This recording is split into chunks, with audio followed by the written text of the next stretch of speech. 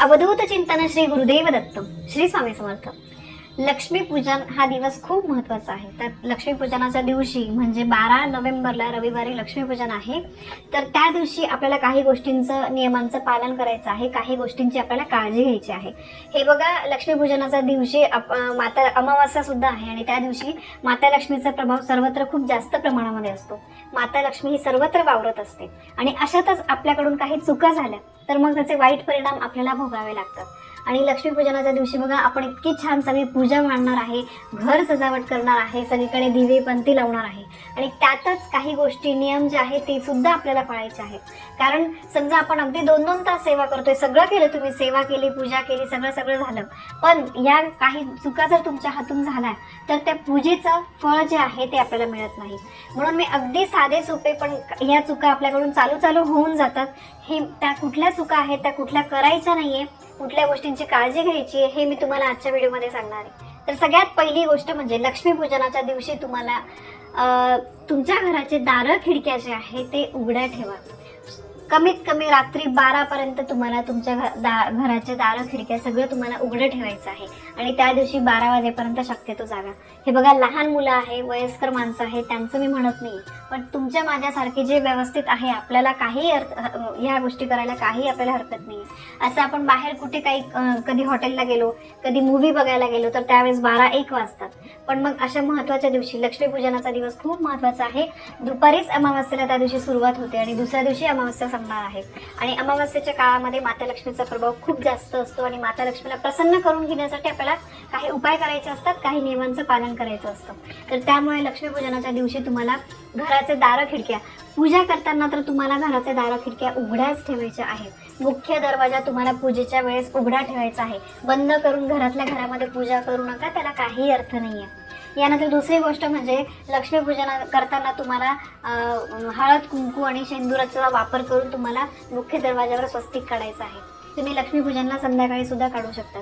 स्वस्तिक चिन्ह हे गणपती बाप्पांचं प्रतीक मानलं जातं आणि या स्वस्तिक चिन्हामुळे घरामध्ये सकारात्मक ऊर्जेचा संचार होतो. घरामध्ये सुख, समृद्धी यांची वृद्धी होते, यांच्यामध्ये वाढ होते आणि स्वस्तिक हे मांगल्याचं प्रतीक आहे. सगळ्या मंगलमय गोष्टी ज्या आहे त्या घरामध्ये घडतात आणि स्वस्तिक चिन्हाकडे माता लक्ष्मी आकर्षित होते. त्यामुळे असं स्वस्तिक चिन्ह तुम्हाला काढायचं आहे. यानंतर दुसरी गोष्ट म्हणजे लक्ष्मीपूजनाच्या दिवशी तुम्ही देवीला आता कुठला नैवेद्य अर्पण करायचा आहे सगळी माहिती मी तुम्हाला वेळोवेळी पोहोचवणार आहे तुमच्यापर्यंत. पण लक्षात ठेवा, लक्ष्मीपूजनाच्या दिवशी आपल्याला सगळे कामं वगैरे असतात, पण मग कधी कधी महिला कंटाळा करतात. पण लक्ष्मी मातेला एकतरी नैवेद्य, तुमच्या हाताने बनवलेला नैवेद्य जो आहे, जो आपल्या घरात शिजवलेला आहे, घरातल्या महिलेने बनवलेला आहे, असा नैवेद्य तुम्हाला माता लक्ष्मीला अर्पण करायचा आहे. ही गोष्ट खूप महत्त्वाची आहे. आजकाल बाहेर आहे ना, काय नाही ते मिळतं, सगळं बाहेर मिळतं. पूर्ण सगळ्या गोष्टी बाहेर, म्हणजे तुम्हाला आपल्याला कसली रात्री 12 वाजता सुद्धा कसली गरज पडली तरी सुद्धा आपल्याला काही बाहेर मिळू शकतं. असं आजकालचं जग झालंय.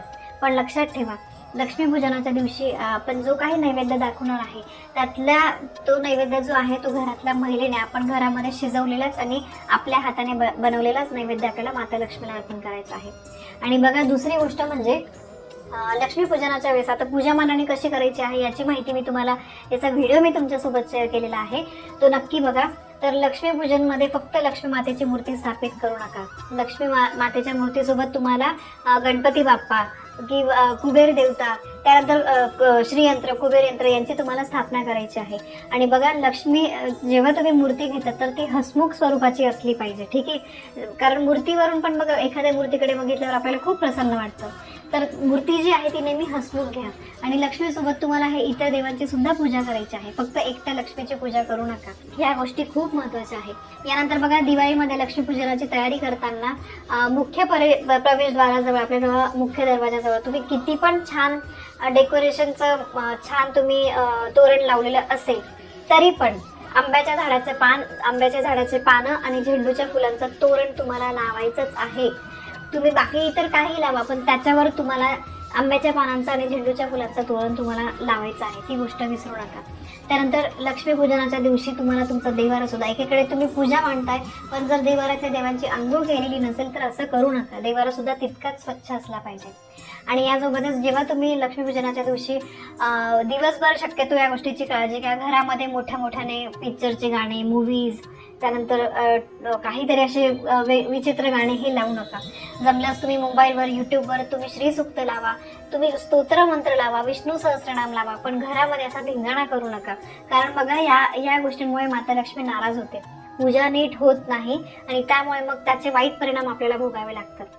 म्हणून लक्षात घ्या. यासोबतच खूप महिलांना सवय असते, अगदी पूजा ते घाईमध्ये करतात. कारण आपल्याला बाकीच्या पण गोष्टी असतात, हे ते बऱ्याचशा गोष्टी असतात. कितीही झालं तरी तुम्ही 2 गोष्टी भलेही नंतर करा, पण पूजा जी आहे ती घाईत करू नका, शांततेने करा. असं मुळेच करू नका तुम्ही की अगदी काहीतरी करून टाकले, मग नंतर आठवतं अरे मी हे केलंच नाही, अरे मी ते केलंच नाही. तर त्यामुळे पूजा जी आहे ना, व्यवस्थित मन लावून व्यवस्थित शांतपणे करा, घाईमध्ये पूजा करू नका. यानंतर महत्त्वाची पुढची गोष्ट म्हणजे लक्ष्मीपूजनाच्या दिवशी तुम्हाला संध्याकाळी 6-6:30 नंतर घराच्या मुख्य दरवाजाजवळ, त्यानंतर जिथे लक्ष्मीपूजनाची पूजा मांडली तिथे आणि देवाराजवळ आणि तुळशीजवळ दिवा जास्त वेळ तेवत राहील याची काळजी घ्या. एकतरी दिवा तुम्ही असा घरामध्ये राहू द्या की तो जास्त वेळ तेवत राहील. रात्रभर राहिला तरीही हरकत नाहीये. जेवढा थोडी मोठी पणती घ्या, जास्त तेल टाका आणि व्यवस्थित लावा, म्हणजे तो जास्त वेळ तेवत राहील याची काळजी घ्या. नाहीतर अगदी दिवे लावले आणि 15-20 मिनिटात अर्ध्या तासात सगळे दिवे विझून गेले असं करू नका.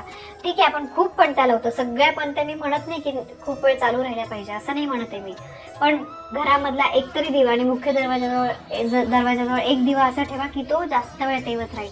रात्रभर तेवत राहिला तरीही हरकत नाही आहे. आणि दुसरी गोष्ट म्हणजे लक्ष्मीपूजनाच्या दिवशी तुम्हाला कोणतेही आर्थिक व्यवहार करायचे नाही आहे. म्हणजे कोणाला पैसे उसने द्यायचे नाही आहे, कोणाकडून पैसे उसने घ्यायचे नाही आहे, या गोष्टीची काळजी घ्या. असं जर आपण या शुभ दिवशी केलं तर आपल्याकडची असलेली लक्ष्मी जी आहे ती निघून जाते, तिला खूप पाय फुटतात. मग असले हे बघा, पैसा कमवणं, पैसा वाया घालवणं, पैसा संपवणं, पैसा खर्च करणं हे खूप सोपं आहे, पण ते कमवण्यासाठी काय लागतं, काय करावं लागतं हे तुम्हाला मला सगळ्यांना माहिती आहे. तर त्यामुळे अशा काही चुका करू नका. लक्ष्मीपूजनाच्या दिवशी पैशाचे असे व्यवहार जे आहे ते करू नका. ही गोष्ट खूप महत्त्वाची आहे. स्त्रियांनी सगळ्यांनी लक्षात ठेवा, दुकानातून काही उधार आणू नका.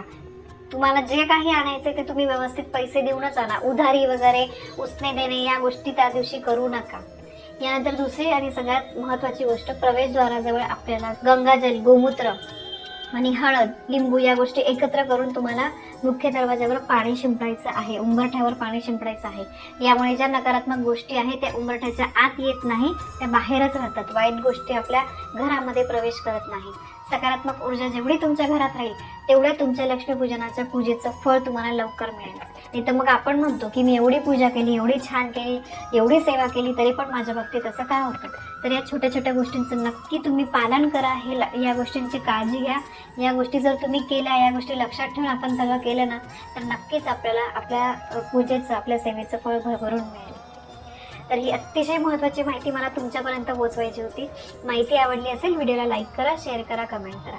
पुन्हा भेटूया अशा एका नवीन माहितीसोबत. तोपर्यंत श्री स्वामी समर्थ.